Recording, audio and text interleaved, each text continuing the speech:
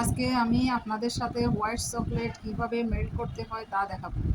অনেক সময় white chocolate melt করলে দলা বেঁধে যায়। আমি যেভাবে দেখাচ্ছি এভাবে করলে হোয়াইট চকলেট দলা বাঁধবে না। এখানে আমি হোয়াইট চকলেটগুলোকে কেটে ছোট ছোট করে টুকরো করে নিয়েছি। এরপর আমি ওভেনে দিয়ে দেব। ওভেনে এখানে আমি আপ ডাউন হিট অন করে 145 ডিগ্রিতে চকলেটগুলো মেল্ট করব।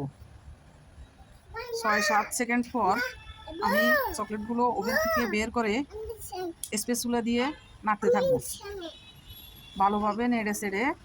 এরপর আমি আবার ওভেনে দিয়ে দেব 6-7 সেকেন্ডের জন্য।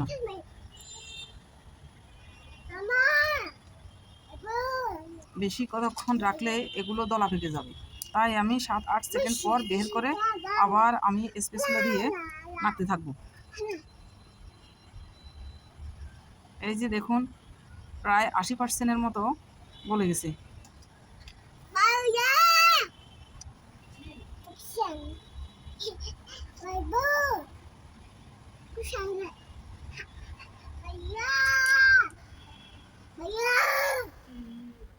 আমি আবার 7-8 সেকেন্ডের জন্য ওভেনে দিয়ে দিলাম।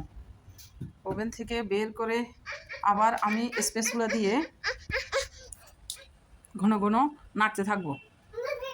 এই যে যত বেশি নাড়বেন তত তাড়াতাড়ি চকলেটগুলো মেল্ট হবে।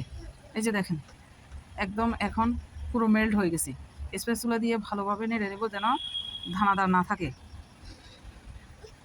চকলেটের ভিতরে কোনো দানাদার যেন না থাকে। এই জন্য ঘন ঘন স্প্যাচুলা দিয়ে নাড়তে থাকবেন।